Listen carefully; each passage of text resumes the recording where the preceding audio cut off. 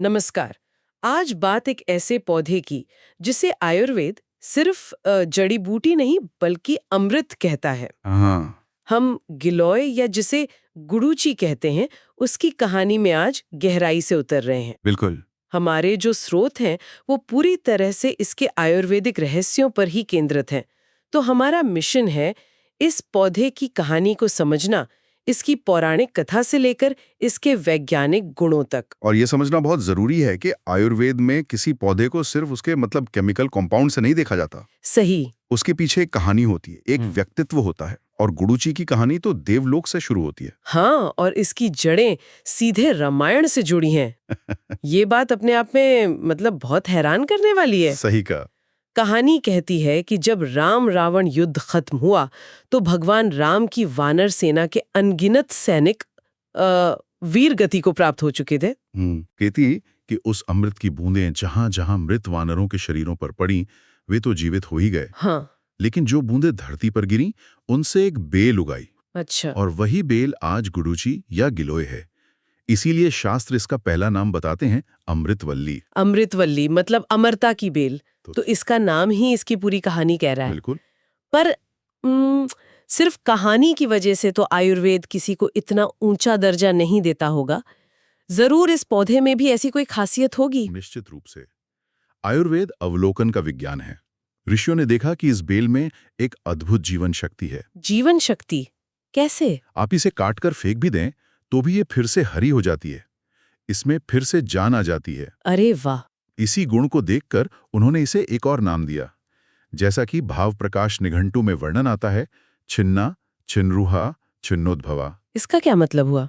इन तीनों नामों का एक ही अर्थ है, जिसे काटने पर भी जो फिर से उगाए। और ये सिर्फ पौधे का गुण नहीं है। तो फिर ये इस बात का प्रतीक है कि ये शरीर के अंदर भी जीवन शक्ति को ठीक इसी तरह फिर से जगा सकती है। ये तो बहुत गहरा कनेक्शन है।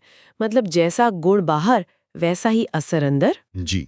तो अगर ये पौधा इतना खास है तो इसे कोई आम इंसान पहचाने कैसे? इसकी कोई खास निशानी है? इसकी पहचान भी इसकी कहानी जितनी ही दिलचस्प है। सबसे पहले इसका तना देखिए। ठीक है। ये एक बेल है तो सहारे पर चढ़ती है, लेकिन जब आप इसके पुराने मोटे तने को काटेंगे तो आपको एक जादू दिखेगा। जादू? कैसा जादू? उसके अंदर आपको एक पहिए या चक्र जैसी आकृति दिखाई देगी। पहिए जैसा निशान? सच में? हाँ बिल्कुल, एक पहिए के स्पोक्स की तरह। और इसी अनोखी पहचान की वजह से शास्त्र इसे एक और नाम देते हैं, चक्र लक्षणी। चक्र लक्षणी या चक्रांगी। तो जब आयुर्वेद चक्र लक्षणी कहता है तो वो सिर्फ एक पोएटिक नाम नहीं है, वो एक असल फिजिकल पहचान है। ये तो कमाल है। इसके नाम ही इसका आइडेंटिटी कार्ड है। बिल्कुल। और पत्तों के बारे में क्या? इसके पत्ते भी बहुत सुंदर होते हैं, बिल्कुल पान के पत्ते की तरह, दिल के आकार के। Heart shape. हाँ, और इसकी एक और अद्भुत पहचान है, इसकी हवाई जड़ें। टहनियों से धागे जैसी पतली पतली जड़ें निकलकर नीचे हवा में लटकती रहती हैं। दिल जैसे पत्ते और चक्र जैसा निशान। अब मुझे इसके नामों के बारे में और जानने की उत्सुकता हो रही है। ऐसा लग रहा है हर नाम के पीछे एक अलग राज छिपा है। बिल्कुल। आयुर्वेद में नामकरण एक बहुत गहरा विज्ञान है। चलिए इसके कुछ और प्रमुख नामों को समझते हैं। हाँ बताइए। इसका सबसे प्रसिद्ध नाम है गुडुचि। गुडुचि जिसका अर्थ है जो शरीर की रक्षा करे। फिर है मधुपर्णी। मधुपर्णी यानी जिसके पत्ते शहद जैसे मीठे गुणों वाले हों, पर पत्ते तो कड़वे होते हैं, है ना? हाँ, यही सवाल आता है मन में। इसका जवाब हम आगे खोजेंगे जब हम इसके पाचन के बाद के असर पर बात करेंगे। ठीक है। और दो नाम हैं जो सबसे ज्यादा ध्यान खींचते हैं। पहला ज्वरारी। ज्वरारी मतलब ज्वर का अरी यानी दुश्मन, हाँ, बुखार का शत्रु। और दूसरा है रसायनी। रसायनी यानी जो कायाकल्प करे, जो शरीर को फिर से युवा बनाए। बिल्कुल। एक मिनट। ज्वरारी यानी बुखार का दुश्मन और रसायनी यानी जो नया जीवन दे। ये दोनों नाम तो एक दूसरे के बिल्कुल उल्टे लगते हैं। आमतौर पर बुखार की कोई भी दवा वो शरीर को थोड़ा कमजोर तो कर ही देती है। तो आयुर्वेद इसके इस दोहरे चरित्र को कैसे समझाता है? आपने बिल्कुल सही नब्ज पकड़ी है। और आपका यही सवाल हमें सीधे आयुर्वेद के सबसे गहरे सिद्धांतों तक ले जाता है। अच्छा। किसी भी जड़ी बूटी को समझने के लिए आयुर्वेद उसे 5 पैमानों पर तौलता है, जिसे रस पंचक कहते हैं। चलिए गुडुचि को इन पैमानों पर परखते हैं। ठीक है, तो आयुर्वेद की लैब में इसका टेस्ट करते हैं। पहला पैमाना क्या है? पहला पैमाना है रस, यानी खाते ही जबान पर कैसा स्वाद आता है। शास्त्र कहता है गुरुचि तिक्ता कषाया। तिक्त और कषाय मतलब कड़वा और कसेला। हाँ, कसेला जैसे कच्चा केला खाने पर लगता है। समझ गई। ठीक है, अगला पैमाना। अगला है वीर्य, यानी इसकी तासीर कैसी है, गरम या ठंडी। शास्त्र कहता है उष्ण वीर्य।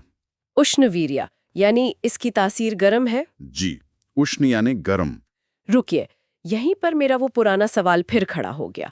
अगर इसकी तासीर गर्म है तो ये पित्त को यानी शरीर की गर्मी को शांत कैसे करती है? गर्म चीज तो आग में घी का काम करेगी, उसे और भड़काएगी, है ना? बेहतरीन सवाल। और यही आयुर्वेद का वो जादू है जो ऊपर ऊपर से देखने पर समझ नहीं आता। तो क्या है इसका राज? इसका जवाब इसके रस में ही छिपा है। कड़वा स्वाद यानी तिक्त रस पित्त का सबसे बड़ा दुश्मन होता है। अच्छा, तो गुडूची गर्म होते हुए भी अपने कड़वेपन की वजह से बढ़े हुए पित्त को शांत कर देती है। मतलब ये एक तरह का इंटेलिजेंट एक्शन है, गर्म होकर भी गर्मी को शांत करना। बहुत खूब। तीसरा पैमाना क्या है? तीसरा और सबसे दिलचस्प पैमाना है विपाक, मतलब पचने के बाद पेट में इसका फाइनल असर कैसा होता है। ओके, गुडूची स्वाद में कड़वी जरूर है और शास्त्र कहता है स्वादुपाका, पचने के बाद इसका विपाक मधुर हो जाता है। मधुर यानी मीठा। हाँ, ये शरीर में जाकर मीठे पोषण में बदल जाती हैं और यही वजह है कि ये ताकत भी देती है। अब आपको मधुपर्णी नाम का रहस्य समझ आया। समझ गई। मधुपर्णी यानी पाचन के बाद शहद जैसा मीठा पोषण देने वाली। ये तो सच में बहुत गहरा विज्ञान है। बिल्कुल। और बाकी दो पैमाने? चौथा है गुण यानी इसकी क्वालिटी। ये लघु है, मतलब पचने में हल्की। और पांचवा है कर्म, यानी इन सब गुणों का शरीर पर फाइनल एक्शन क्या होता है। तो इसके मुख्य कर्म क्या है? इसका सबसे बड़ा कर्म है त्रिदोष शामक। ये वात, पित्त और कफ तीनों को बैलेंस करती है। तीनों को एक साथ? हाँ, जो किसी भी औषधि के लिए बहुत ही दुर्लभ गुण है। ये एक बेहतरीन रसायन है, बल्य है यानी शरीर को बल देती है, अग्निदीपनी है यानी पाचन शक्ति को बढ़ाती है, और ये मेध्य भी है। मेध्य यानी बुद्धि और याददाश्त को तेज करती है। आचार्य चरक ने इसे 4 सर्वश्रेष्ठ मेध्य रसायनों में गिना है। इन सभी गुणों को देखते हुए ये तो एक वन स्टॉप सोल्यूशन जैसी लगती है। मुझे लगता है इसीलिए इसका इस्तेमाल इतना ज्यादा होता होगा। आप बिल्कुल सही हैं। हमारे स्रोतों के अनुसार आज के समय में लगभग 2400 आयुर्वेदिक योगों में गुडूची एक घटक के रूप में मौजूद है। 2400, ये आंकड़ा तो अविश्वसनीय है। जी। इसका मतलब ये हुआ कि गिलोय सिर्फ कुछ बीमारियों की दवा नहीं, बल्कि ये तो आयुर्वेदिक फार्मेसी की रीढ़ की हड्डी जैसा है। आपने इसे बहुत अच्छे से समझाया। यह सिर्फ एक दवा नहीं, यह एक योगवाही द्रव्य भी है। योगवाही यानी यह दूसरी दवाओं के गुणों को भी शरीर में सही जगह तक पहुंचाने में मदद करती है, एक गाइड की तरह। ठीक है, अब हम उस सवाल पर वापस आते हैं जहां से हमने ये चर्चा शुरू की थी कि यह एक ही समय में बुखार भी उतारती है और ताकत भी देती है।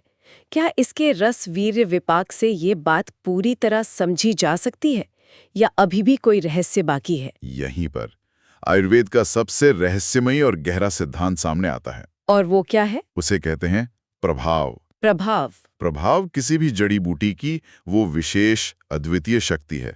उसका वो एक्स फैक्टर है जिसे सिर्फ रस वीर्य विपाक के गणित से पूरी तरह नहीं समझाया जा सकता।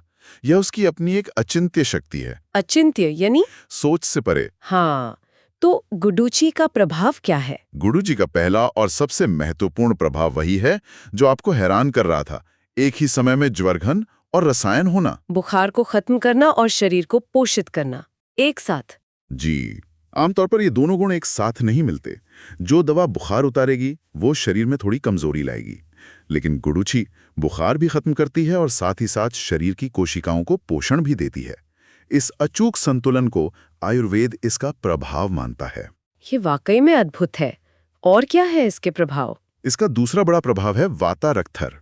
आयुर्वेद में वातारक्त एक बहुत ही कष्टदायक बीमारी है जिसे हम आज गाउट या इन्फ्लेमेटरी आर्थराइटिस से जोड़ सकते हैं। शास्त्र कहता है कि वातारक्त के लिए गुडूची सर्वश्रेष्ठ औषधि है। ये इसका एक बहुत ही स्पेसिफिक एक्शन है जो इसके प्रभाव के कारण ही संभव है।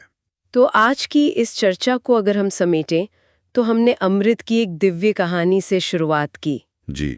फिर पौधे को पहचानना सीखा जिसके तने में चक्र है और पत्ते दिल के आकार के हैं। हमने जाना कि इसके हर नाम के पीछे एक वैज्ञानिक कारण छिपा है। सही। और फिर हमने आयुर्वेद के नजरिए से इसके गुणों को समझा। लेकिन सबसे बड़ी बात जो निकल कर आई वो ये है कि इसकी असली शक्ति सिर्फ इसके घटकों का जोड़ नहीं है, उससे कहीं ज्यादा है। हाँ, उससे कहीं ज्यादा है, जिसे आयुर्वेद प्रभाव कहता है। इसकी अपनी बुद्धि, इसकी अपनी चेतना। बिल्कुल सही। और यहीं पर मैं श्रोताओं के लिए एक विचार छोड़ना चाहूंगा। ये सोचना कितना आश्चर्यजनक है कि हजारों साल पहले बिना किसी लैब या माइक्रोस्कोप के हमारे ऋषियों ने एक पौधे के इतने गहरे और जटिल प्रभाव को कैसे समझा होगा। उन्होंने सिर्फ ये नहीं दिखा कि ये क्या करता है, बल्कि ये भी समझा कि ये शरीर के अंदर जाके कैसे सोचता है, कैसे निर्णय लेता है कि उसे क्या संतुलित करना है। प्रकृति की इस गहरी बुद्धिमत्ता को देखने और समझने का ये प्राचीन तरीका हमें आज की भागदौड़ वाली जिंदगी के बारे में क्या सिखा सकता है?